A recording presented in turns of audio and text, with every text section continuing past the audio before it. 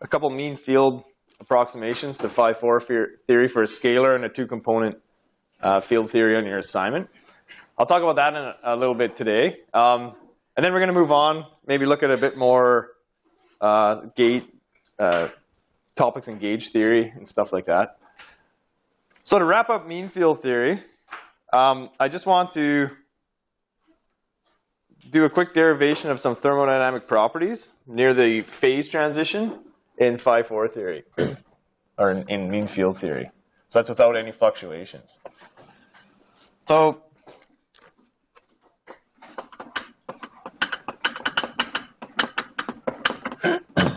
like last time, consider the Ising ferromagnet, just to make the discussion concrete.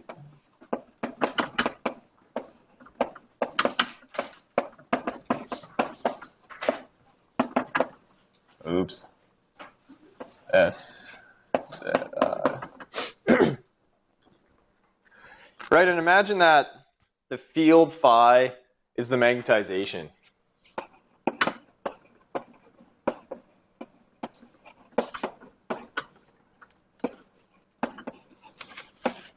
Defined last time.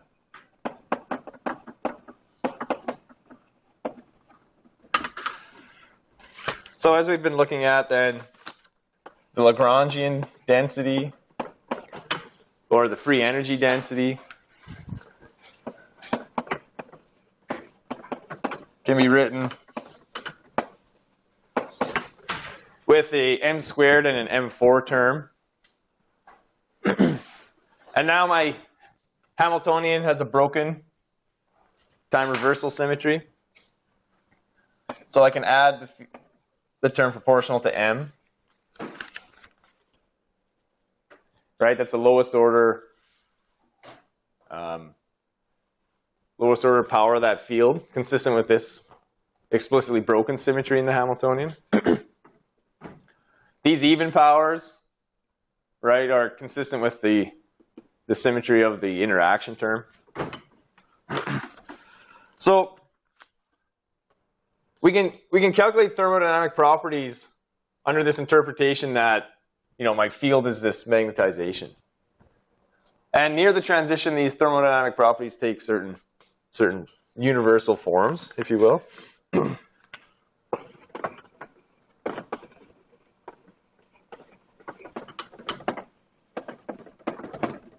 Okay, so let's look at these. So first off, let's do the magnetization.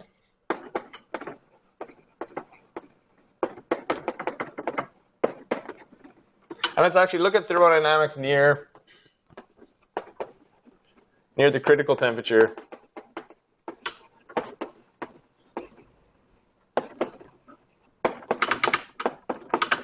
T approaches Tc,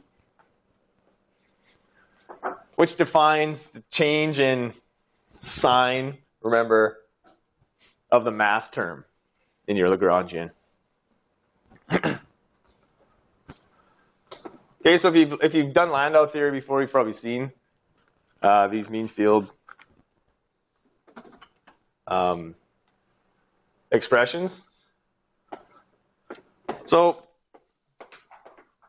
you know, to beat a dead horse, the magnetization at any point in this, at any temperature for this free energy can be determined by minimizing it. Right, so minimizing your Landau functional. This is what you're doing on your assignment before you consider fluctuations. I've given you this answer several times. The assignment should be looking pretty easy now.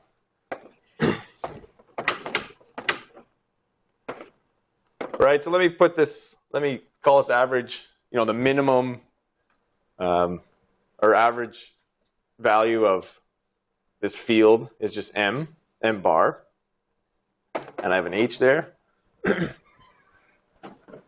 Right, so as you figured out by now, right, the value of m bar, the minimum of the free energy density, is just determined by solving that equation for m. So let me set h equals to 0 first off, and let me calculate m in this case, which Again, as we've discussed many times, it's two different values. So it's 0 for r greater than 0. And then it's some value, I don't know. It's going to be minus r over what? U, I guess. Or r less than 0. And, okay, so the only moderately exciting thing about that is essentially the square root. And why is that exciting? Because that's a specific example of a general form for the, I guess, behavior of the order parameter as you cross that critical point. So another way of writing it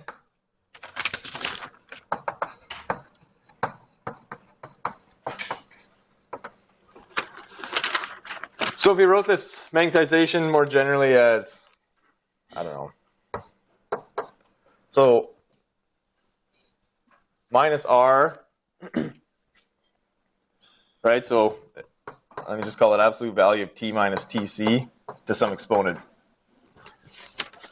beta, which I've just defined here. Then this would give you a beta of 1/2.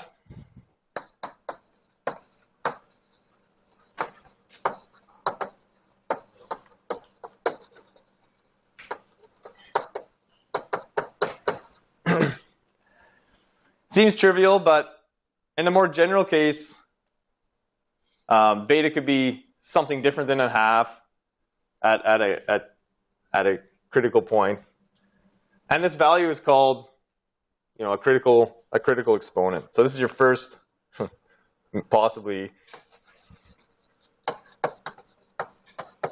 critical exponent.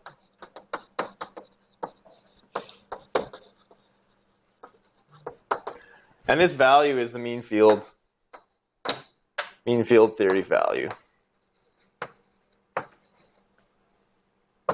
of that specific exponent. Okay, so that seems almost too trivial. I'm going to talk about the significance of these exponents. They're essentially universal numbers at the transition. So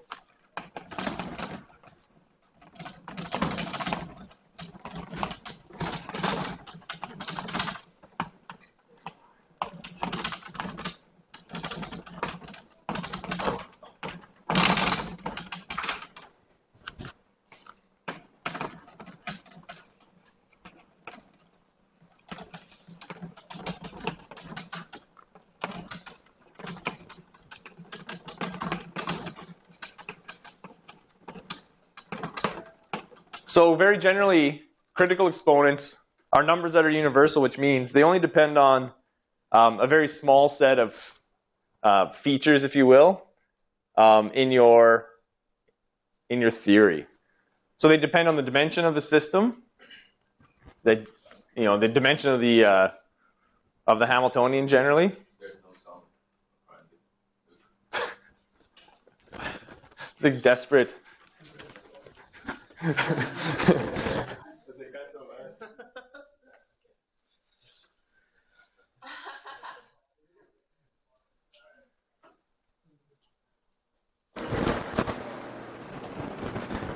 Distress call is being communicated.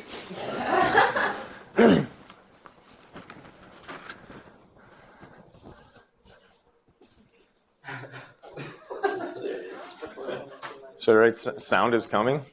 Just as a reminder, R is proportional to T minus TC, or what is it? Yeah. So, all right.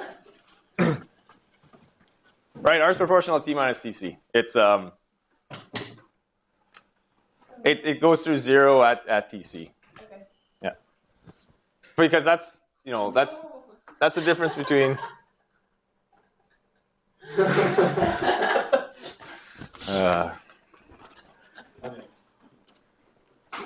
Can you hear me?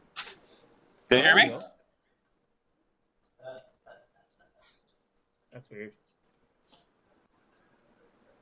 Thank you.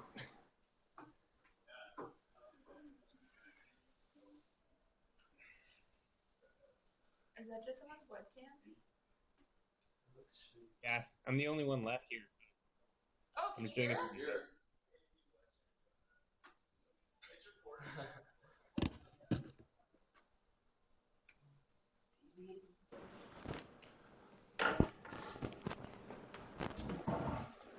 Can you hear me, Mac? Yep, loud and clear. All right, cool. The sound was recording. I guess it just wasn't broadcasting. Sorry about that. Right, so if R is greater than 0, you have a single minima, say, at m equals 0, and then turns into something like that for R less than 0. Okay. So that defines the temperature. If you expand R and all the parameters in terms of T minus Tc, T minus Tc squared, right? So the phase transition in this case is a phase transition in the temperature, and the way that physical observables or thermodynamic quantities basically behave near the transition is described by universal numbers, which are called exponents. There's many universal numbers, but universal numbers mean, in some broad sense, is the details of the system don't matter. So we've always been, like, for example, we've always considered this Hamiltonian to live on a hypercubic lattice. So say a square lattice. So for example, if I had a two-dimensional square lattice, my TC for the Ising model might be some number, 2.26,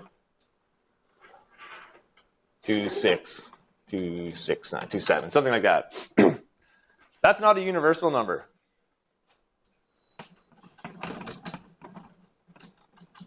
If I change to a triangular lattice, say,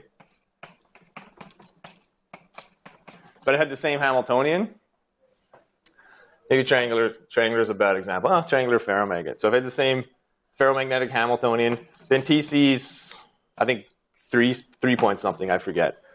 So the transition temperature depends on, for example, the lattice structure. But that beta, the exponent that describes how the magnetization behaves at the transition, would be the same for both of these. The beta would be 1/2 at the mean field level. And so that's why we call these numbers universal. They only depend on the dimension of the system, the symmetry of the Hamiltonian, and typically the broken symmetry ground state, that you're falling into here. So that's your simplest example of a universal number calculated at the mean field level, is this beta equals 1/2. Okay. So that's magnetization. We could also calculate the susceptibility, since we're talking about a magnetic system.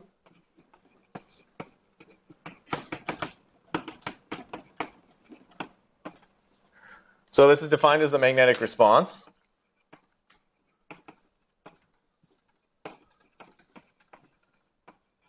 Which means you have to like probe the system. So you push it with a magnetic field, and you see how the magnetization, how M responds to that magnetic field.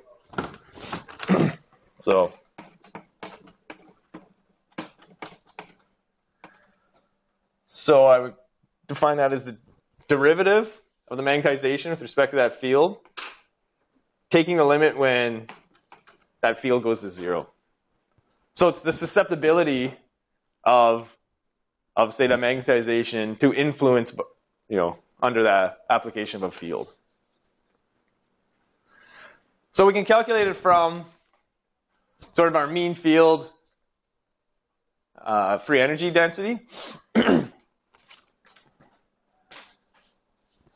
So we have a nice way of solving for magnetization here, although it gives us a form that we could write H in terms of M easier than it gives us a form that M in terms of H. So let's live a little and define the inverse susceptibility as the upside down derivative see what happens. So let me take my mean field expression and solve it for H.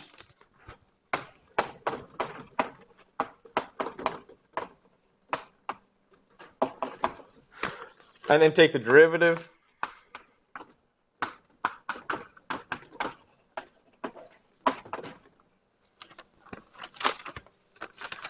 And then that's my inverse susceptibility. So 1 over that thing should give me my susceptibility.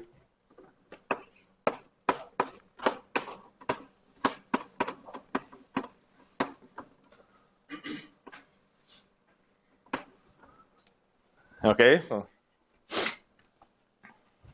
susceptibility is something easily measured in experiments. It's basically a bulk measurement. Oftentimes it's done, well, you can do it with AC frequencies, or you can do it in the DC limit. So it's essentially applying a magnetic field and then measuring the magnetization. So it's one of the most common bulk measurements in solid state or condensed matter systems. Okay, so we can use this expression to look at the susceptibility as we traverse that phase transition, between those two free energy minima. So there's two cases. Again, for T less than Tc, T greater than Tc. So let me do the first one. Above the transition, the magnetization is 0. The expectation value, if you will, of the magnetization is 0. So it means my susceptibility is just 1 over this parameter R. So, and like we said, this is something like T minus Tc. Okay, so the susceptibility is diverging basically as my distance from the critical point. If T is greater than Tc, no, that's what I just did. T is less than Tc, right? So my magnetization, or my m bar squared, is what I really need, is minus R over U, right? So the susceptibility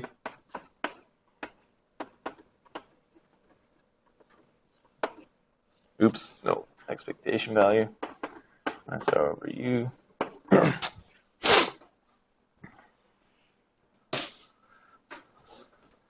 Okay, so this gives me something like, say, Tc minus T.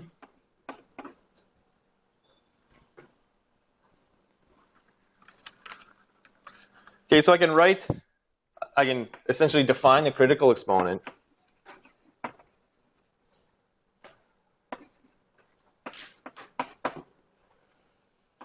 Another critical exponent.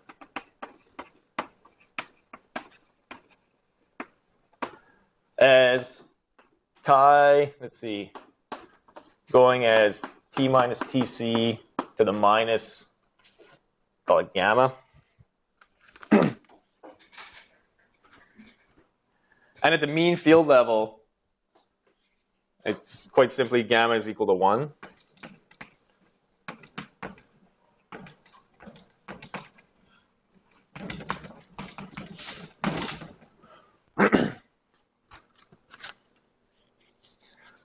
Okay, so again, it's something kind of trivial, but we're relating to something that's much more general. So much more general form for these, say, divergences.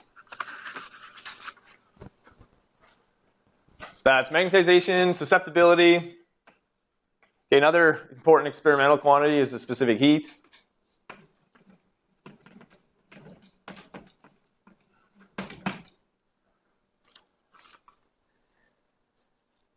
This is something like Jan Keesha would measure in his lab at ultra low temperatures. They have a really nice setup to do specific heat measurements. Again, it's a bulk measurement. You put your solid state, whatever, your magnet or your crystal or whatever, in a dilution refrigerator with or without a magnetic field. The specific heat is defined as second derivative of the free energy. with this prefactor of temperature. So I have to write f in terms of T, and then take the second derivative.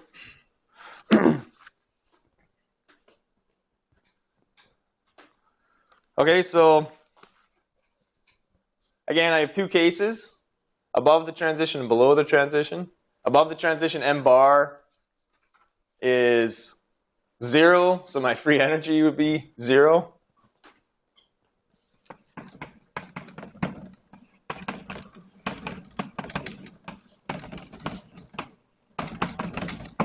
So below the transition, it's where things are a bit more interesting.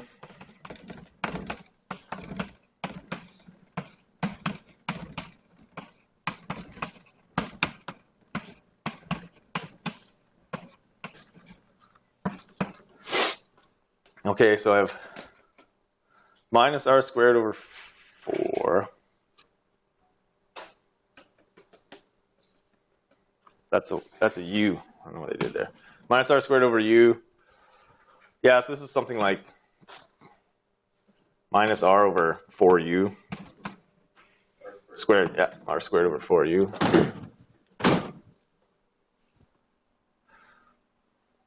Okay, so that can be related to t.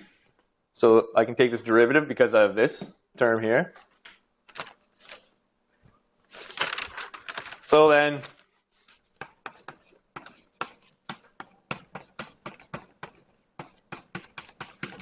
let's see. So the first derivative, 2 over 4u t minus tc. The second derivative,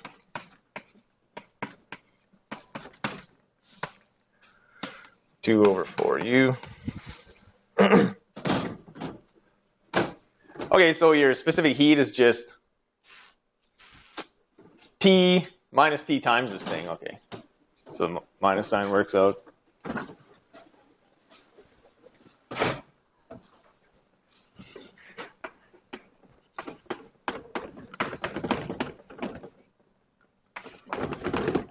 This is T less than TC.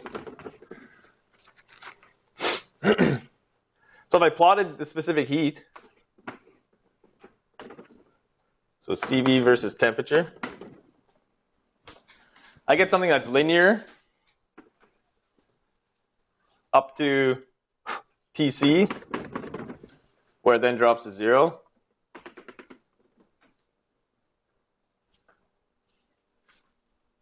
Obviously not all that physical, so there's a discontinuity.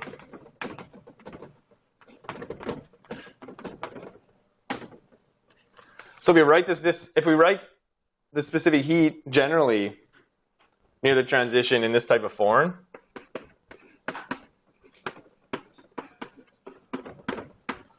so I'd say T minus Tc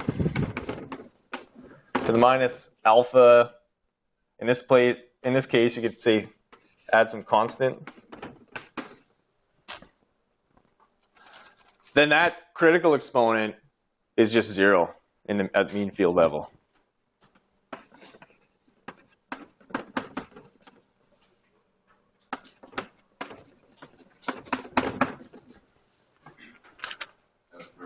Yep. Typically, this exponent that depends on the dimension of space, right? Yeah. But you never specify at which dimension. Right. Yeah, so mean field exponents don't have dimensions associated with them. Okay, why is that?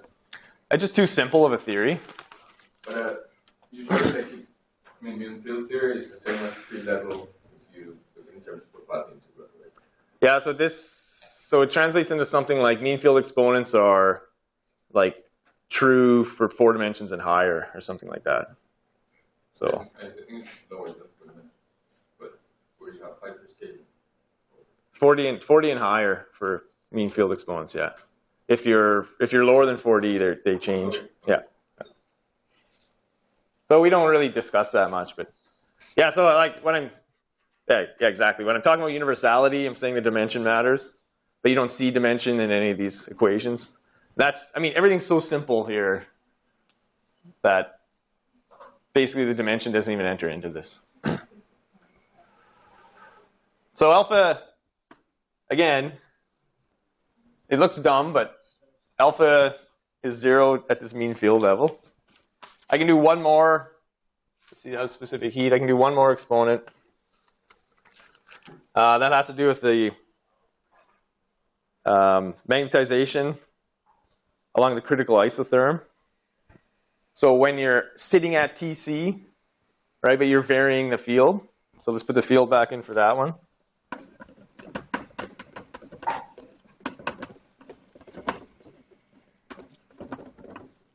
So we need T equals TC.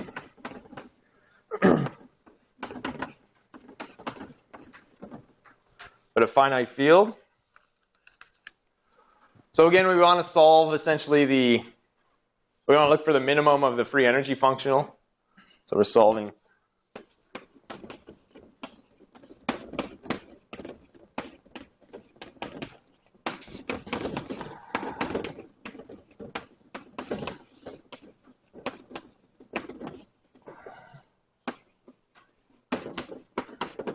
but for r equals 0, because r is our distance from the critical point in the temperature parameter.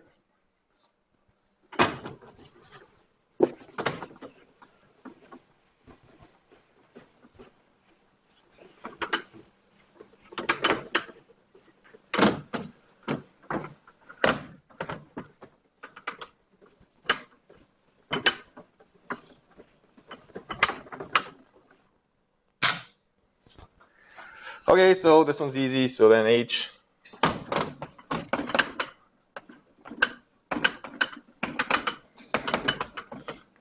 over U doesn't matter to the 1/3. So if I define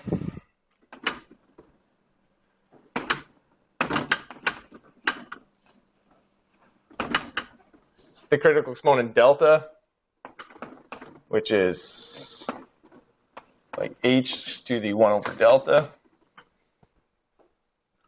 then this gives delta equals 3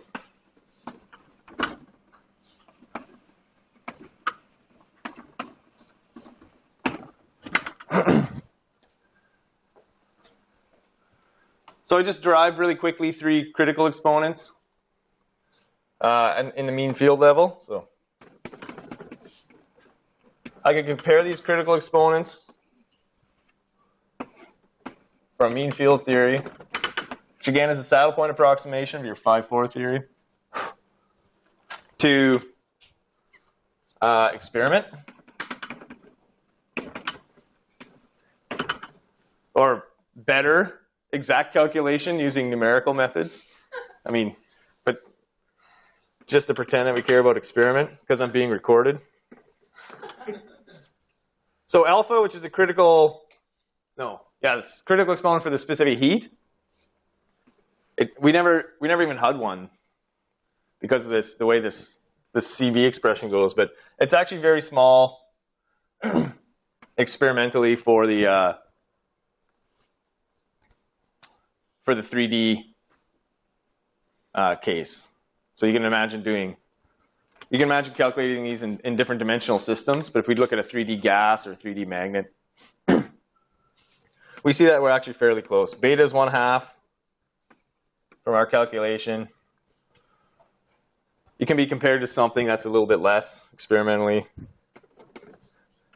The susceptibility divergence, again, is close. And delta is some big value, which again is something fairly close in 3D. So even though, fairly close. I mean, I'm just writing these to give you an idea that these exponents are real. They can be measured experimentally, and the exact values are actually known because we've neglected a whole bunch of obviously a whole bunch of things when we do this mean field theory. It's so simple, right? But I think the important point I want to get across is that these exponents, so, I did a mean field calculation which didn't have any sort of dimension in it. But there is a dimensionality dependence in the actual exponents. Because I threw away too much when I did the saddle point approximation.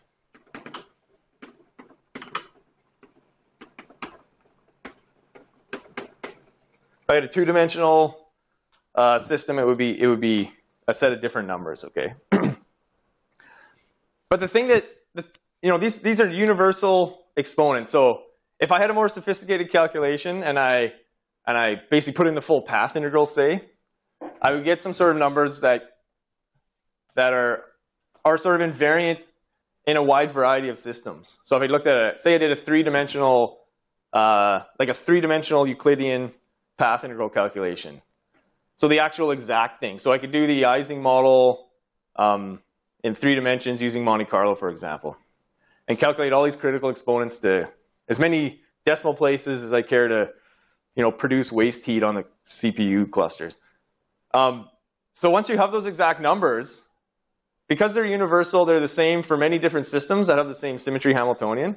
So liquid-gas transitions are like a famous example of being in the same universality class as the Ising model. But also, be aware, as you've learned in this class, that these d-dimensional critical exponents for classical systems are the same as the critical exponents for quantum critical points in one less dimension. Okay, so if you're looking at a transverse field Ising model in 1 dimension, and you tune to that critical point at h over j equals 1, and you calculate exactly the critical exponents, those are the critical exponents of the 2-dimensional Ising model, classical Ising model, right? So your quantum to classical correspondence, comes into play when you look at these types of exponents. So even though this is a completely classical calculation, it's important to keep that in mind, I think, when you're looking at quantum systems. When you're looking at quantum critical points, the universal properties are that of a 1-dimension higher classical critical point. So again, to that level, quantum and classical behavior is essentially the exact same thing. Up to that dimension. So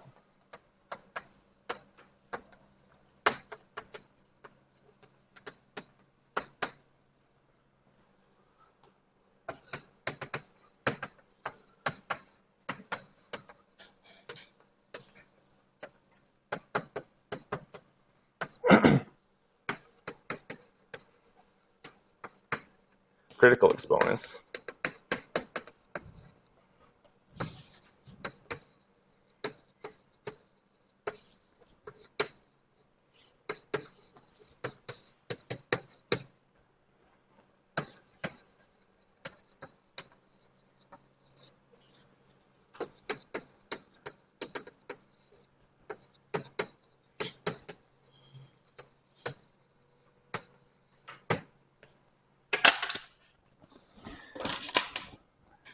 So the case where this really isn't true is cases where the Berry's phase affects the quantum critical point. And then you have to worry about interference effects with the Berry phase and everything. So I think that's far beyond the scope of this type of class. So actually these types of, I guess you would call them truly quantum universality classes, have only been discovered fairly recently. And not in any experiment, so. But the same thing that screws up your path integral, the Berry phase, the complex part of the path integral, which we've basically integrated out in these simple Euclidean theories, they can actually come back to haunt you in more sophisticated Lagrangians. Any questions? Yeah. But phase transition happens at 0 temperature. So for you to define exponents, how do you do it? Is there some tuning parameter that gives you the transition? Or? Yeah, so it's like if you have a d-dimensional system at 0 temperature, right? So you're varying some like transverse field H. That turns into something that gives you couplings in like a higher dimension, and then you can effectively just map that to, it's an R could be like H minus HC or something like that, right? So it's just the dimensionality matters. The interpretation of temperature doesn't matter. If it doesn't have to be T, it can be the transverse field, say. Yeah. Maybe this is too general. fundamental of a question, but can you like give an intuition for why it's the case that you get this like D and D+1 correspondence with the classical and quantum? Yeah. Like, we keep seeing it, and it happens like every class, but I don't understand why. I mean, isn't that the question we're trying to address in the whole class? I mean, I don't have an answer. It's a philosophical question. Yeah. It's like the why, it's like the interference of all Feynman paths. You're integrating over all Feynman paths. That's the extra dimension. So I think it's just another fundamental representation of quantum mechanics, the extra dimension.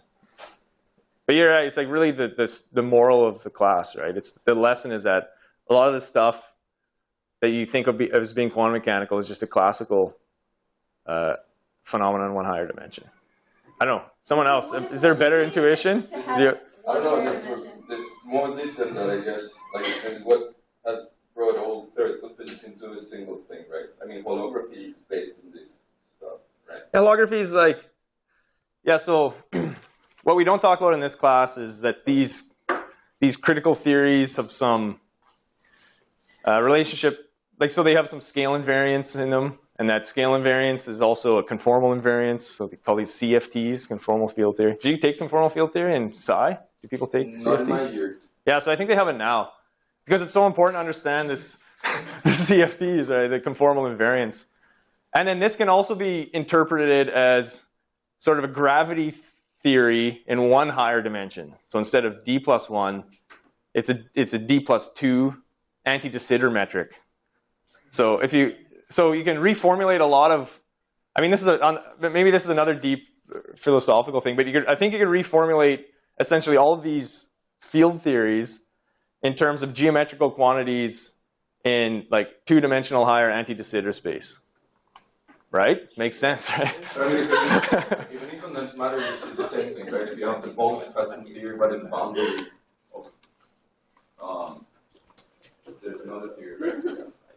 Yeah, I mean, like you can make that bulk boundary correspondent somehow in a singular way. Yeah, I don't know what that means in terms of generality of theories. Like, so condensed matter and field theory became unified in like the 70s, essentially. Like this type of discussion of 5-4 theories would have came from high energy. And I think people in condensed matter realized that you could reformulate like all these Landau theories and stuff, even in the quantum mechanical case, as these one-dimensional higher theories. And it was like in the 70s, right?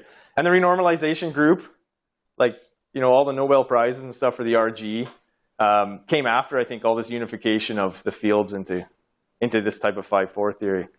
But yeah, I think now philosophically, people are looking more at this like this bulk boundary correspondence, and and the ADS CFT is part of that. I think the idea that these, I don't think there's anything really. I mean, maybe it's deep in a sense, but I mean, it's just that one description of physical phenomena can have many different sort of theoretical ways of approaching it, right? So all this operator quantum mechanics that you're used to seeing, is essentially exactly equivalent to all of this D+1 dimensional path integral. Does it mean that the operator and the path have some, I mean, they just are the same object. And I think in the ADS CFT, it's the same thing. All of this field theory that we're looking at just has some mathematical description in one higher like dimension if you're in negatively curved anti-de Sitter space. Hopefully the holography people aren't listening to this, but no, I think it is deep. It's cool stuff, but I don't know. One last question regarding that. So the first thing that you showed us in the lectures was that you map the transverse field Ising model into a two-dimensional classical Ising model. You get anisotropy, right? Yeah. The price you have to pay. Right. So you're saying that those critical exponents are independent of that anisotropy as well? Yeah, so that's harder to answer. So the Hamiltonian is anisotropic, but you assume that, in an RG sense, there's like an irrelevance in that anisotropy, and you flow to the... Oh, so you just forget about it? So you're just forgetting about that. So if you look back at your notes, I said, if the anisotropy doesn't affect the physics, then you can consider this thing as an isotropic one-dimensional higher model. So that justification really has to come from 705 from the RG. Yeah. See? God, you should have took it first. Should take 705 first. So we never offer it. No, just kidding. Free advertising. No, 705 is the coolest class you'll ever take. Like the RG is the coolest thing you'll ever see because it explains everything that I'm talking about. But no, it really is. It's really neat. It's like you integrate out all these like lattice length scale degrees of freedom, and then you essentially see, you see exactly why these Euclidean theories describe critical points. So the only thing about sort of the RG is it's only a theory of phase transitions. So we're looking at symmetry breaking. We're looking at like the idea that there's this path integral quite generally, but the RG is really only applicable to second order or continuous critical points. So, but it's very deep. It's it gives you scale invariance, it gives you conformal invariance, and then it opens the door to all these CFTs. You can basically have like several classes, like lecture series, just on like the phase transition and then like the 2 and 3D Ising models. It's fascinating. So, just a word about your assignment. What are you on for? Question 3. So in question 3, you have 2 field components. So let's just consider that case briefly.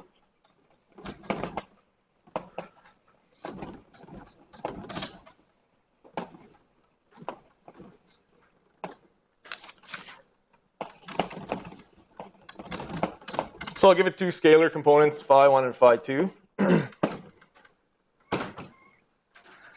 So I write the Lagrangian, I think, is essentially the same phi4 theory, just with a vector over the fields, right? So let's look at that Lagrangian a bit more. So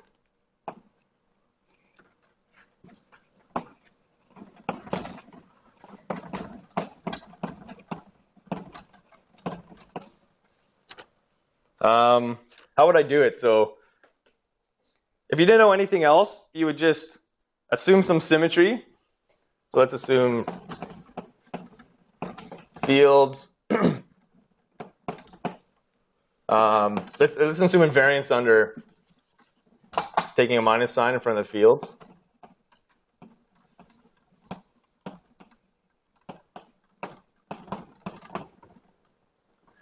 Okay, so it's just like there's no symmetry breaking magnetic field. And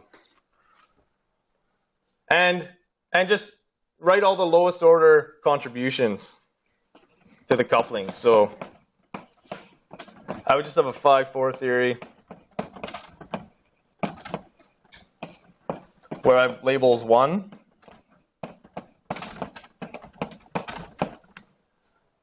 for my field number 1 plus labels 2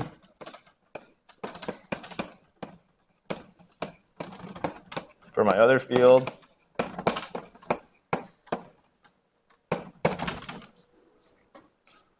And some other term which gives lowest order in the coupling, say. So lowest order coupling term that obeys this symmetry would be something like 2.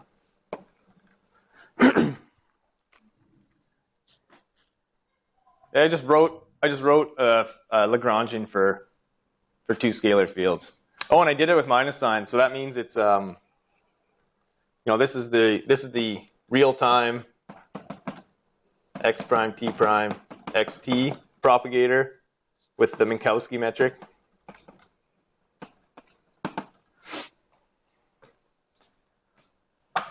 Okay, so that theory, it doesn't have a lot of symmetry. Oh, I should have labeled 1 and 2 here. It doesn't have a lot of symmetry. Every parameter, is different, and you'll have all sorts of different, symmetry breaking and so on, depending on all the values of R1. So I call them masses, M1, M2. I want to discuss these masses more, so and U's and so on. So I don't think it's actually all that interesting. But you can make it more interesting by imposing some more symmetries. And So to go from phi1 and phi2 having no real, like just a completely arbitrary relationship to something more interesting, we can just impose some constraints.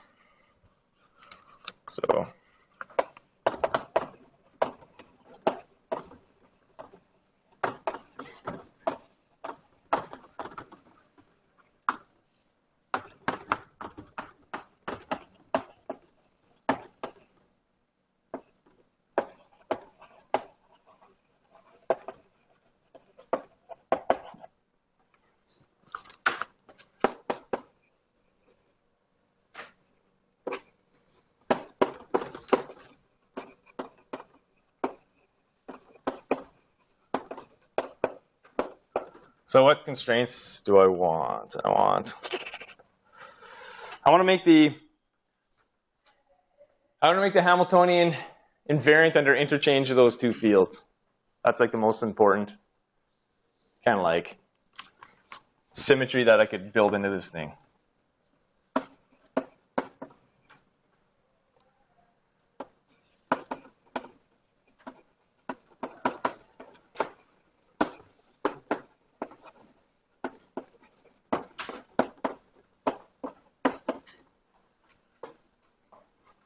Okay, that imposes constraints on M and U.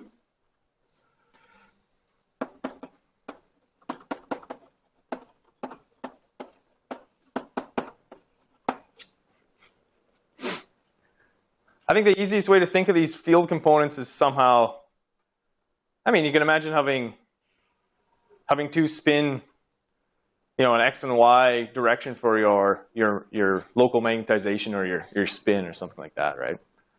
So it makes sense that that type of symmetry would be in the Lagrangian. So the other one, which is less obvious just from constructing this, but we'll see what symmetry it leads to, is let me just make that rho constrained to be equal to the U value.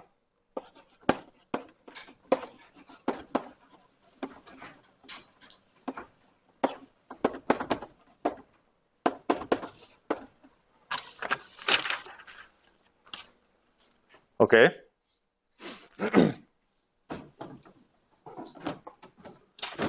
So with those constraints, I can write my Lagrangian.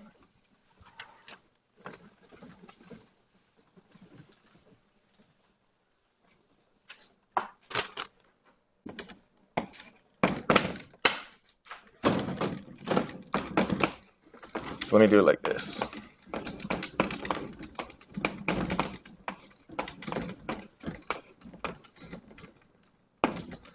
Okay.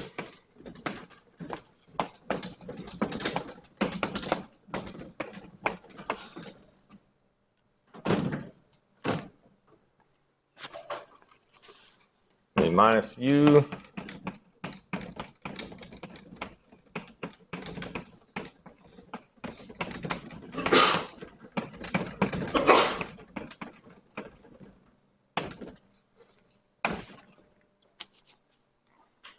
What are my 1/2s in front, right?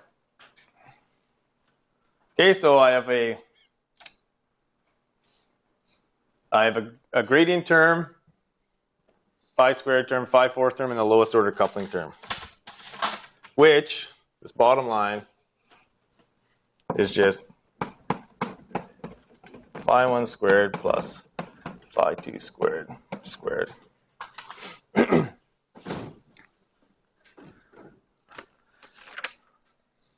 This should actually be the one that's on your assignment, right? The Lagrangian that you're writing, where you're just replacing the scalar field with the two-component field, will look something like this. This thing has an invariance under rotation. So if I'm imagining these two components in my field, so remember, like when I just said phi, I said interpret this as a on-site magnetization of the Ising model or something like that. It's a scalar quantity. Phi was just a scalar quantity. It's just the magnitude of that, say spin, or the average magnitude of that spin on that site. So it could either be negative, it could be positive. If there's fluctuations, the mean value might be something different. So in this case, you have two components. You can imagine this as a magnetic spin that just lies in the xy plane and has an x and y component. So there's an amplitude, again, for that magnetization. It could be 0, but it could be non-zero. And if it's non-zero, it could be lying in any one of these sort of directions, x or y. And if so, then the Lagrangian should be invariant under rotation in two-dimensional space. And that's what this thing is.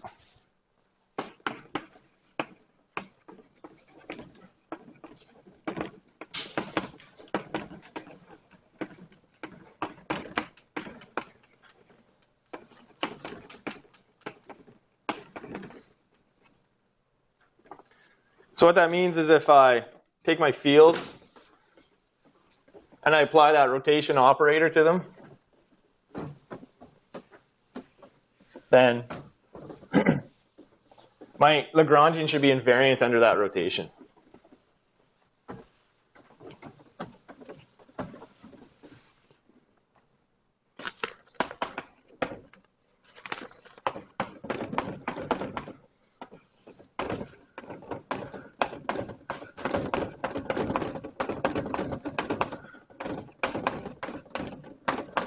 So for every spatial position of this field,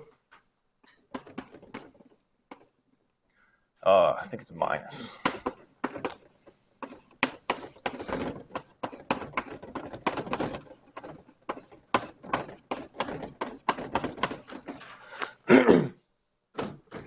If I perform that rotation where theta is just some arbitrary angle,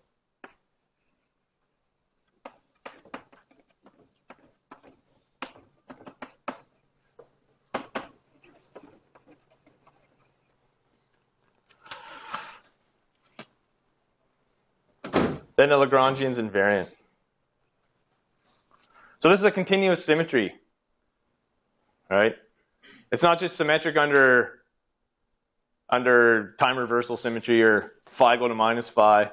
The Lagrangian is invariant under essentially O2 rotations, right?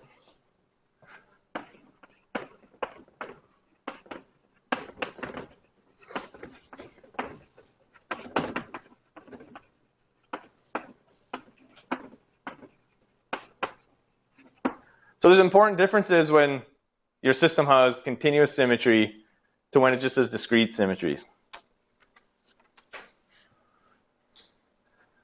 This is what they call the it's like the ON model, the O2 model specifically, where n's the number of components on that vector. If you just write that Lagrangian like you do in the assignment.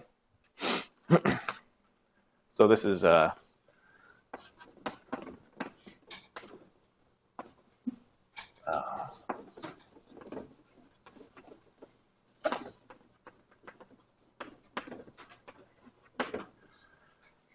so this Lagrangian has a relationship to another Lagrangian that you'll encounter sometimes when those fields are complex.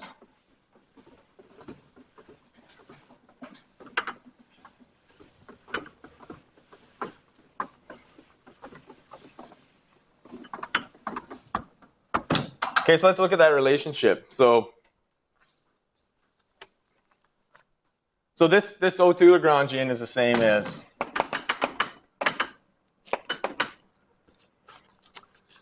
am I using L's or curly L's? Oh, I'm using both. It's too late now. So I think the one on your assignment, you just have a vector.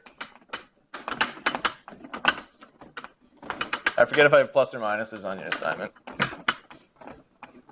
for the potential term. Okay, that's another way to write that Lagrangian.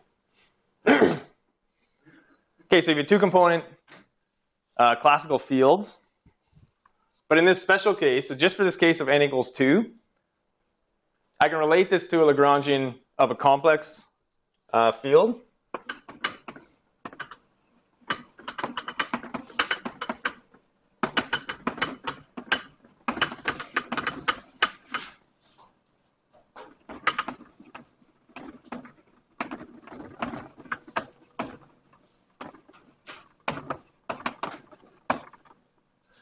just another way of looking at the same problem, essentially. So if I let me define my phi, not as a scalar phi, but now as a complex phi.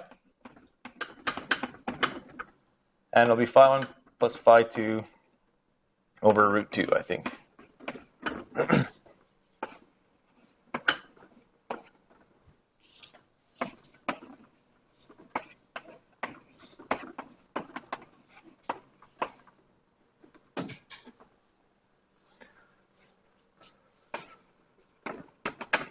Isn't there an I? Yeah, it's not complex without an I. Thanks. Yeah, you need an I. So let me define it as a complex field. I'll write it again as an amplitude and a phase later on. That phase, I basically want to talk about how this relates to a phase. So I have a complex field. And if I write a Lagrangian for a complex scalar, and you can imagine just generalizing. So I'll write this as an adjoint. It's just a conjugate in this case.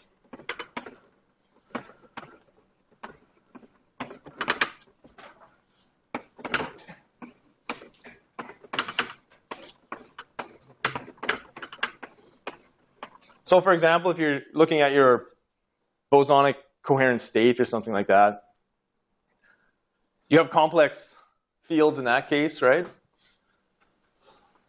So you can imagine this being a Lagrangian for bosons. If it's fermions, these would be Grossman fields, and this thing would be like the conjugate of the Grossman field. Let's not even talk about that. Okay, so here I have a Lagrangian for a complex field. And let me just substitute in my choice for real and complex components of this field and see what happens. So, okay, so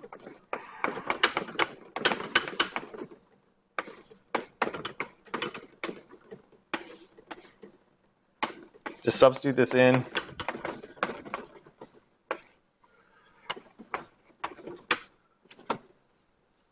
Okay, let me not write let me just take the complex conjugate. Okay, so that's the first term.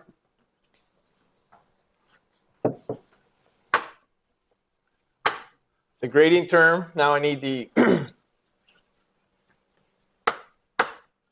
phi star phi.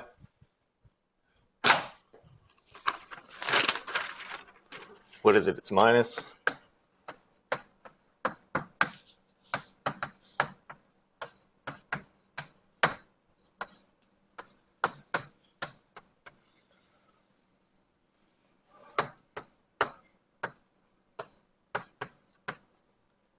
And the U,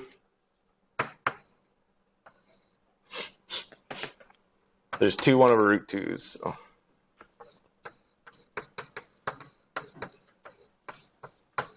Plus I phi 2 squared.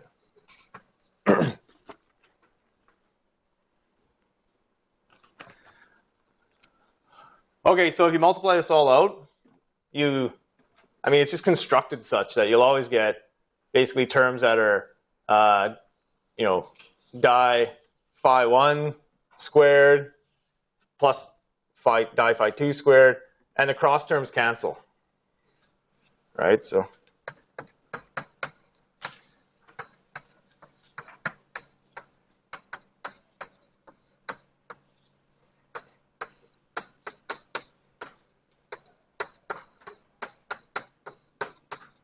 That should be those 2 squared.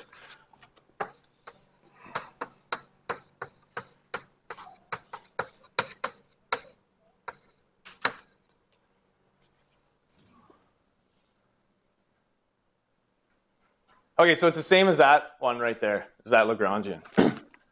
So the 2 component, so one interpretation of the phi 4 theory with 2 components, a 2 component field, is that it's essentially the theory of one complex, scalar with this Lagrangian. Okay, so that gives you a relationship between something like the XY ferromagnet and, say, a bosonic path integral,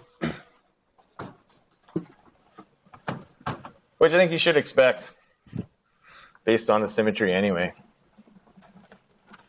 Oh yeah, so speaking of the symmetry, so that field, so that Lagrangian is invariant under multiplication of the field by a phase, as it should be.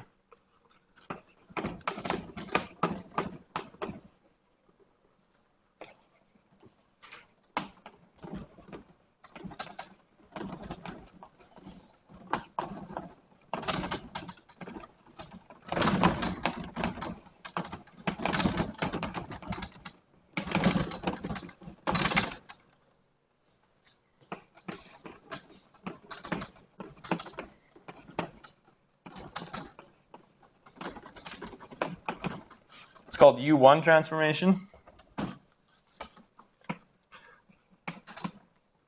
which means if I take the field and multiply it by an arbitrary phase, or if I take the conjugate, which is the complex conjugate in this case, and perform that operation, then the Lagrangian is invariant. So it's like this O2 rotation of the XY magnet, if you will, is the same locally isomorphic to the U1 transformation for the complex field. Okay, so you're basically invariant under that arbitrary phase, which it should be.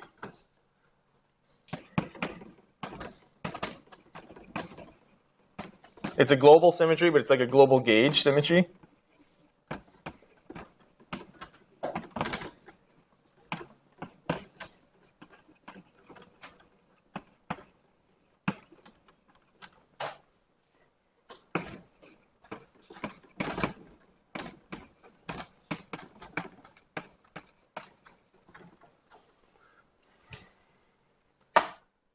I'll say the freedom of a quantum mechanical system under, or the invariance of the quantum mechanical system under transformation by a phase.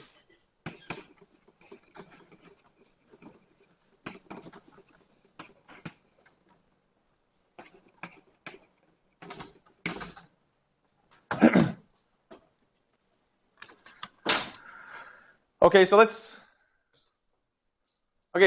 we see that XY, or sorry, O2 symmetry and U1 phase, I guess symmetries are locally isomorphic. Just has to do with the group properties of O2 and U1. It's also nice to have an interpretation as a classical two-component field as a quantum mechanical field theory. So let me take this theory and parameterize the field. So again, I have position-dependent fields. So my complex field up there, phi, is just phi of x.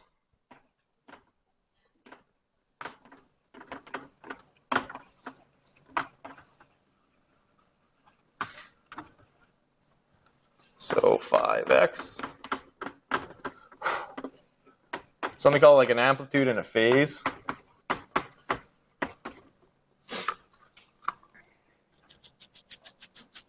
Okay, so instead of writing it as phi1 and phi2, I'm going to write it as rho and theta.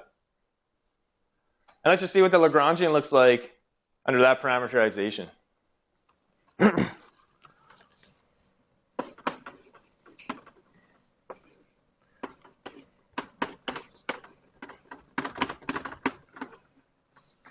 So my d phi term in the Lagrangian, let's see. So I need to take a derivative, so chain rule. So I do rho first, and I rho times the derivative of theta, right? E to the I theta.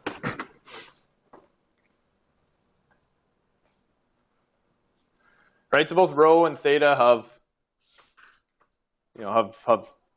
dependence on the d plus 1, coordinate system, coordinates.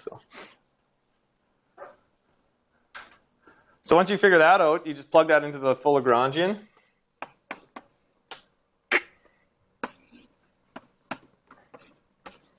So the first term's a conjugate, so I got to put a minus sign there.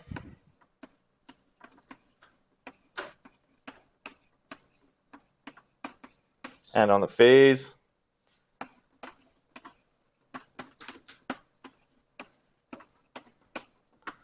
second term, no minus sign. Then I need the m squared and the u terms.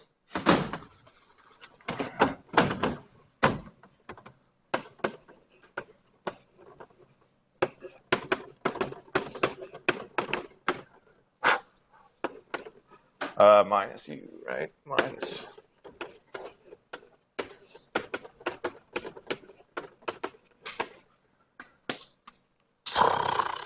Squared. Okay.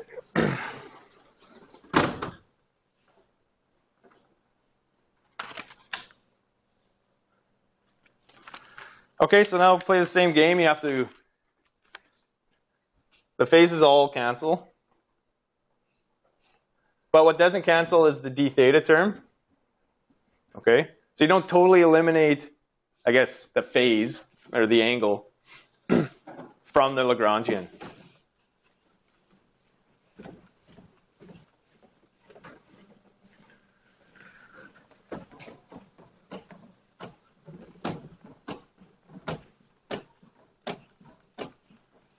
Okay, so if I work that out, if I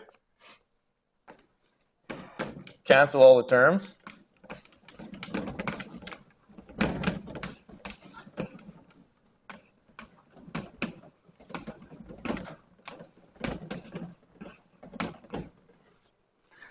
that's the resulting Lagrangian.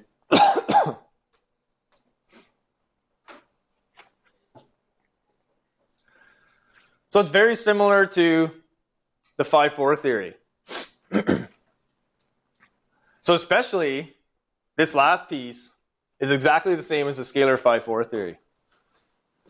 And that rho is just some scalar, right, that's parameterizing the amplitude of the field, if you will.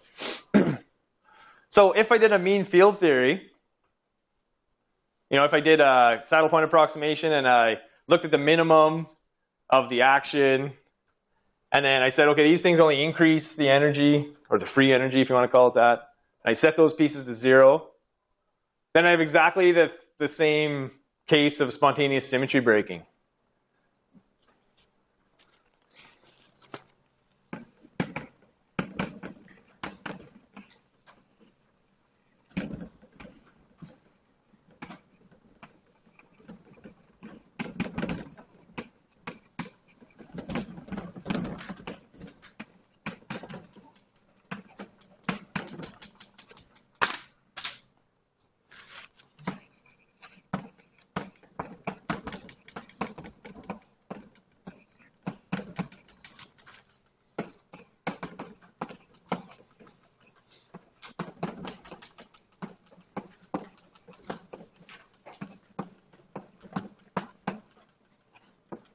And again, there's some interpretation of this as the parameter which changes sign through the transition.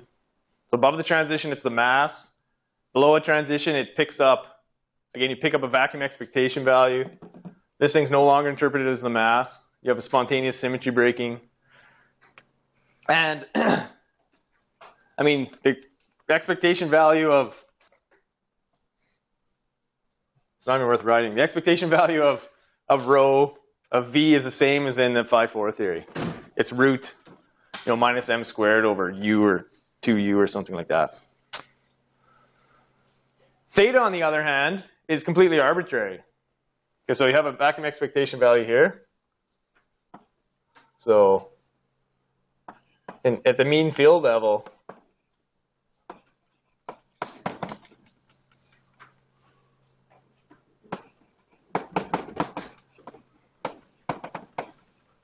doesn't matter where, it doesn't matter what angle, if you will, these spins point at, if you want to think of it like that, because that's only contributing to this fluctuation term.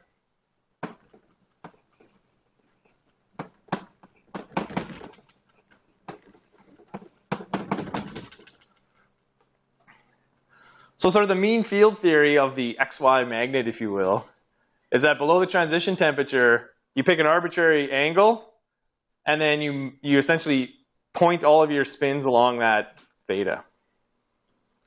And there's an amplitude. So the mean field has an amplitude, a vacuum expectation value that's non-zero. Above the phase transition, the XY magnet is just disordered, right? So if you average the position of all the spins, it would just average to 0. So it's basically like at mean field level,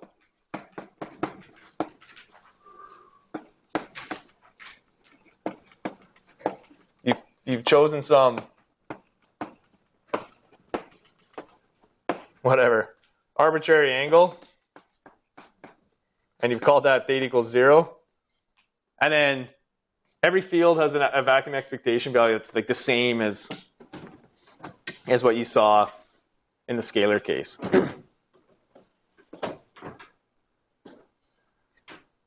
So where the O2 case gets interesting is when you start adding fluctuations.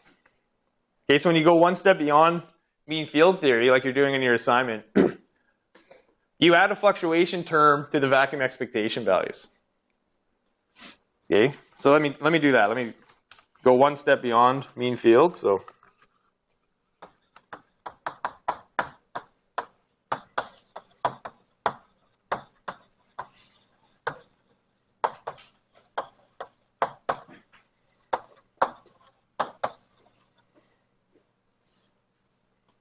small, I'd say, perturbations of the parameters, or small fluctuations around the vacuum expectation value. Let me call it chi, and 0 plus theta prime. Okay, so these are the small fluctuations. So it's like you're sitting in the bottom of that potential minima that you're drawing on your assignment 4. So you're going to see the shape of this minima. It should look like a, what do they call it? It's like you got to draw it in the XY plane. It should have a minima that's basically a circle. They call it like a Mexican hat potential, or a wine bottle. I forget what they call it. Mexican hat sounds racist. I shouldn't say it.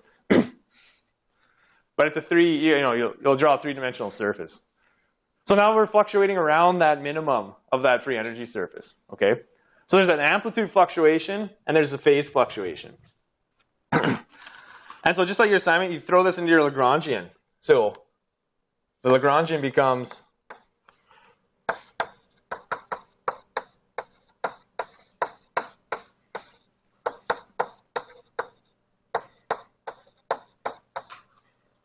something like that.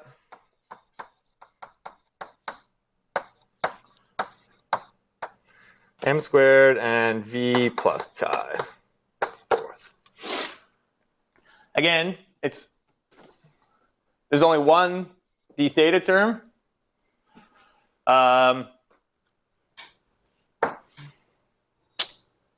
It's theta plus theta prime. You know what I'm gonna do? I'm gonna drop the prime,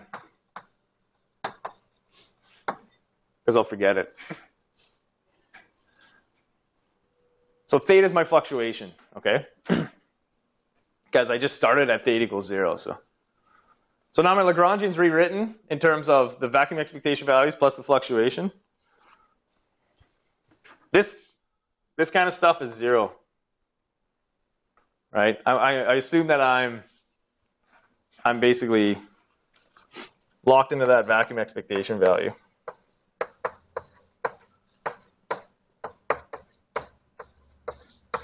So I have a d theta squared term. I have a d chi. Oh, I forgot the square on something. This one here.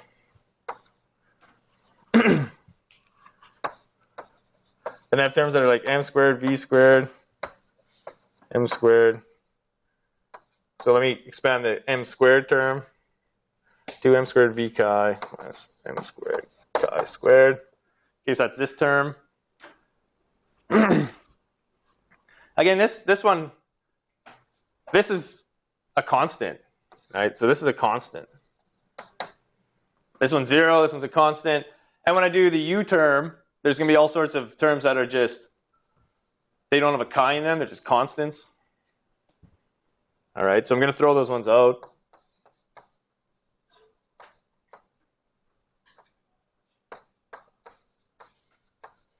Nice. So here's all my terms of chi plus constants.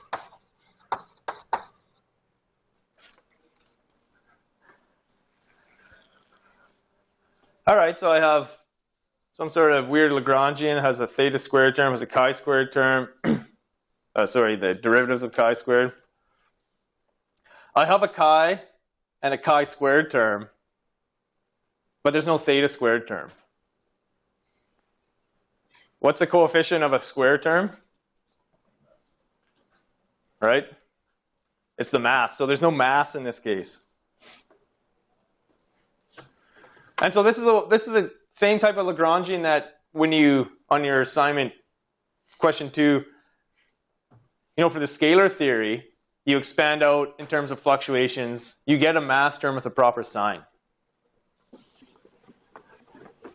So in the complex scalar, or the O2 two-component field theory,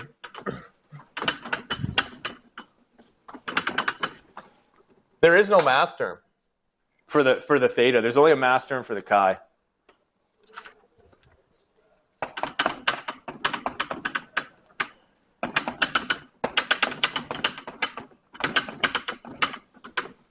So you can see this at that level without interpreting anything else.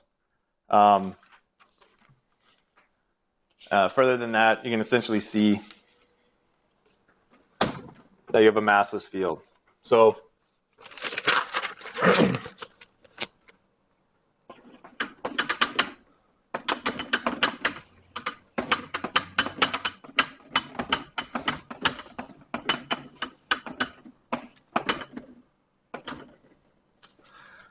this is quite generic.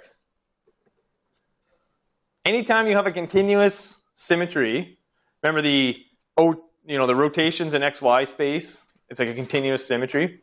So anytime you have that type of continuous symmetry and you have spontaneous symmetry breaking, so we spontaneously broken a continuous symmetry when we basically choose these vacuum expectation values, I guess up here, before the fluctuations, right? Then you'll see the emergence of a massless field.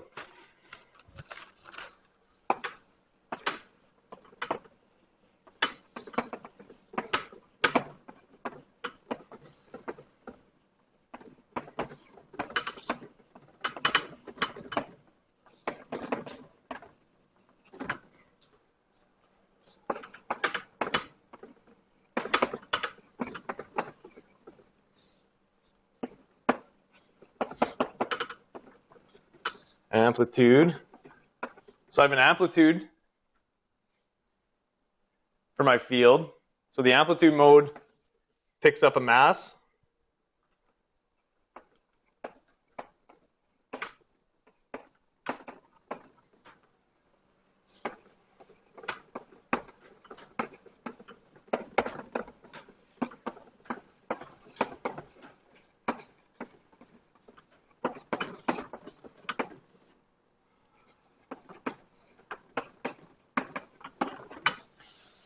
And the phase is massless.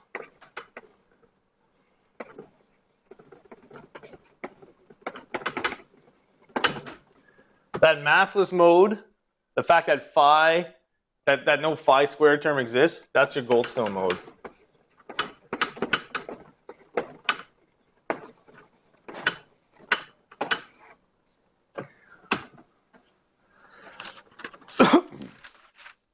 So if you think of this as if you think of this as like excitations around that ground state of the XY ferromagnet. Right? So the amplitude mode is the fact that you want to decrease the length of each one of these spins, right? This is like the vacuum expectation value. At high temperature, then each one of these would give an expectation value of 0. So the amplitude or the magnitude of the spin would decrease. But in the fluctuation theory, that's associated with a mass. And what does mass mean with energy? What's a mass-energy relationship? It means you have a gap to excitations. So just like in the scalar case, it's like if you want to flip a spin in the Ising model, it costs you some domain energy, right? So it's the same here. It's like if you want to somehow, change the magnitude of the average field, because you have a chi-squared term, there's a mass associated with that. There's an energy gap. So you need a finite amount of energy. It's just like saying if you have a massive particle, you need a finite amount of energy to, excite it to some higher momentum state, right? So if you have discrete momentum states and you want to jump to some momentum state, if there's a gap associated with that, you got to overcome that gap, right? But in the Goldstone mode, or in the phase, say, there's no gap to exciting what turns out to be long wavelength excitations between the spins. So the Goldstone mode looks like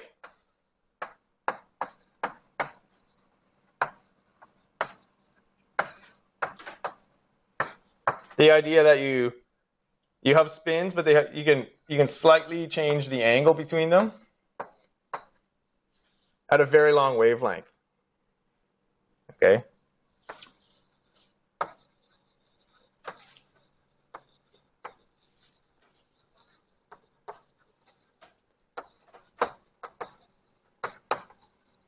And there's no discrete energy penalty to just sort of offsetting neighboring spins by an infinitesimal amount. So that's the interpretation of this massless mode.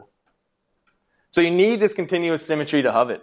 If you just have discrete symmetry like in the Ising model, then you basically don't have that type of long wavelength excitation possible. There's lots of Goldstone modes in nature. Like phonons are a Goldstone mode, essentially. Anything that's sort of massless.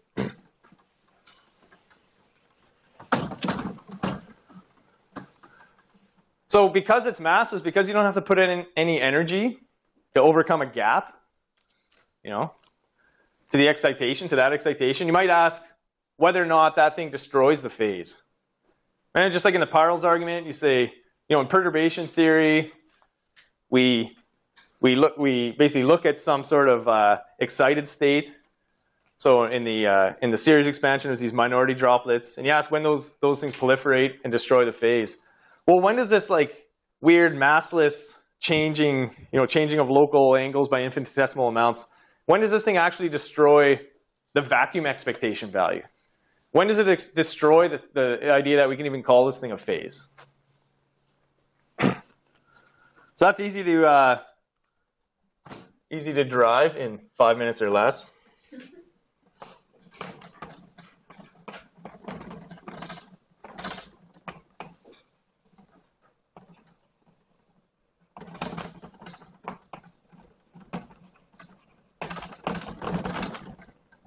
Gapless or massless? I'll call it massless.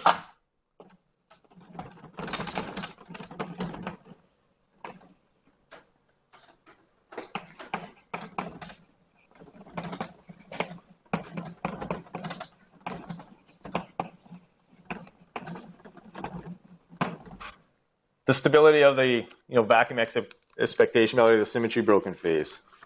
Let me do it in the language of your assignment. So let me consider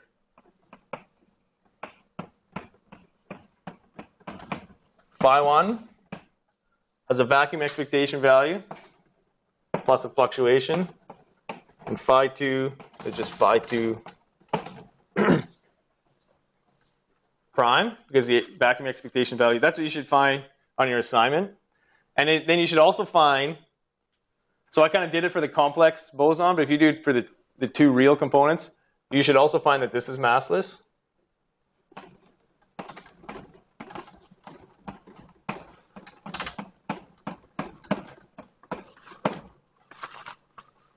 I guess I should have made you do this part on the assignment. So consider the fluctuations. So the mean square fluctuations of this field. And we'll look at whether or not these things diverge. So remember, I have a functional integral. I basically have an expectation value of these fields.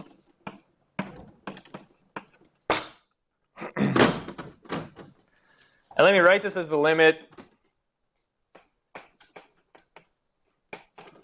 when I'm looking at the two-point correlation function between those fields. So I just have an expectation value. And now I can imagine looking at the two-point correlation function, which we kind of know.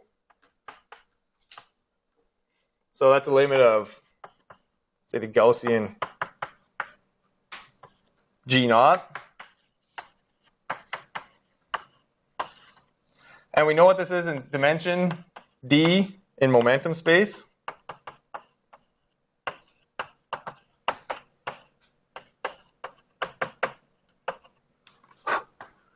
So this is where all this sort of derivation of these two-point correlation functions, these green functions, actually can come in and give us some useful physics insight. What is M in here? Pardon? What is M? That's the mass Which? of the mode. But phi prime is massless. All right. So in this integral, your mass is 0 because of that. Because there's no, it doesn't matter what the symbol in front of, it could be some combination of different constants. But when I calculate the two-point correlation function of that field, and I write it like this, that thing is the mass. That's the coefficient of the theta squared term.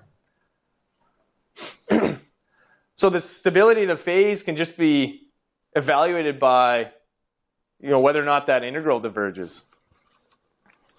So let me just write I'll put in, it's in momentum space.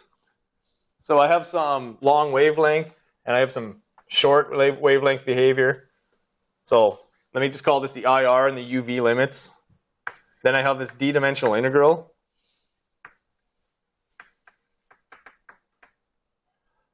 And it's just, let's just say it's 1 over p squared. That's the important part. Right, so this thing, there's an angular piece, right? So if you do it in polar coordinates, I'll just call that the angular piece.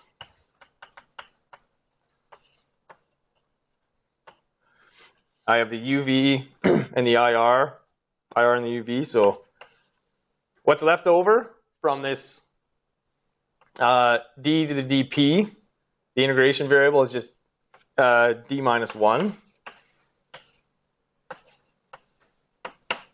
So just all these angular constants out front, 2 pi to the d, p to the d minus 3.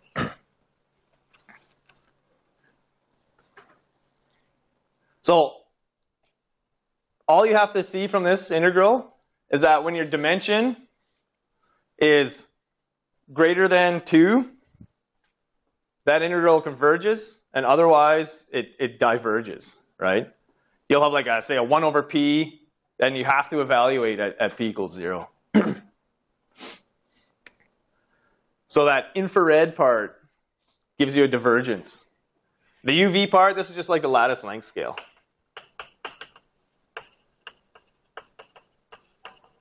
It's the smallest momenta that you would ever imagine, right? So you don't really worry about that. But the divergence comes from the fact that thing is like 1 over x or something or log x at x equals 0. Converges. D is less than or equal to 2. So the interpretation is that the fluctuations, right, the mean square fluctuations, if you want to call it that, diverges for D is less than or equal to 2. So that tells you whether or not the phase is stable against inclusion of Goldstone modes. That phase that I just erased, the physical state of matter, the divergence. So I'll say the theta fluctuations or the transverse fluctuations, whatever you want to call them.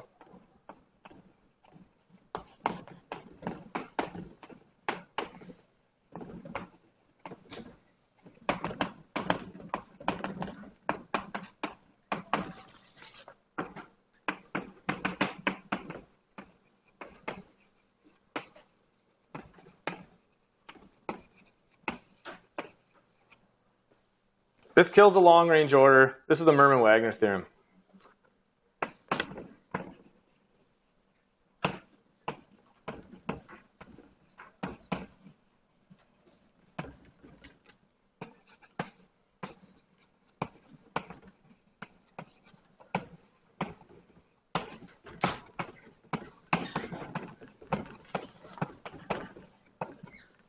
No long-range order in systems with a spontaneously broken continuous symmetry.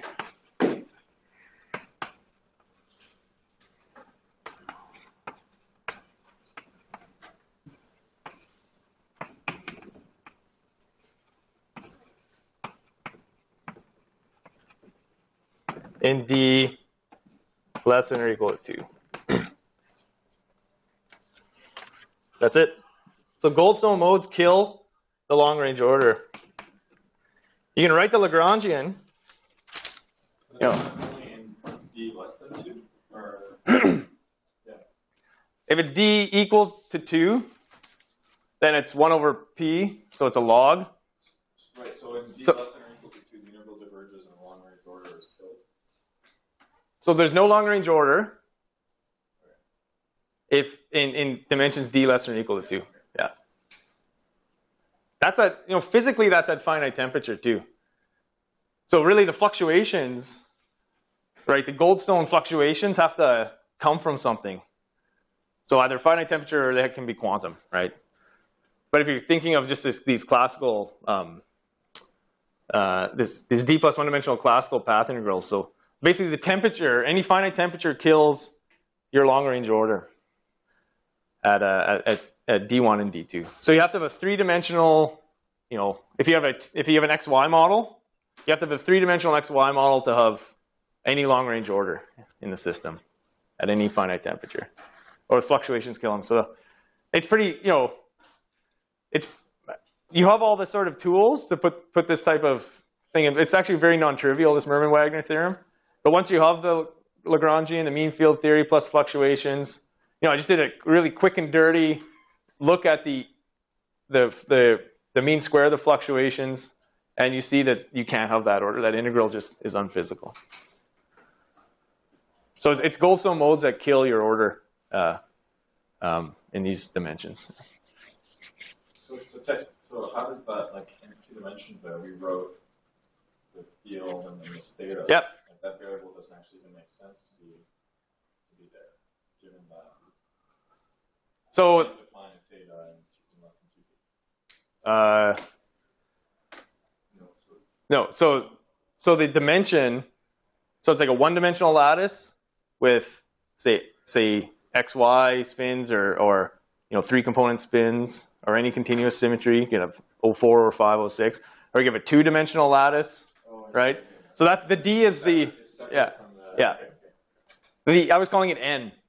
Big N. So that's the component of the spin, but D is the dimension of the lattice. Yeah.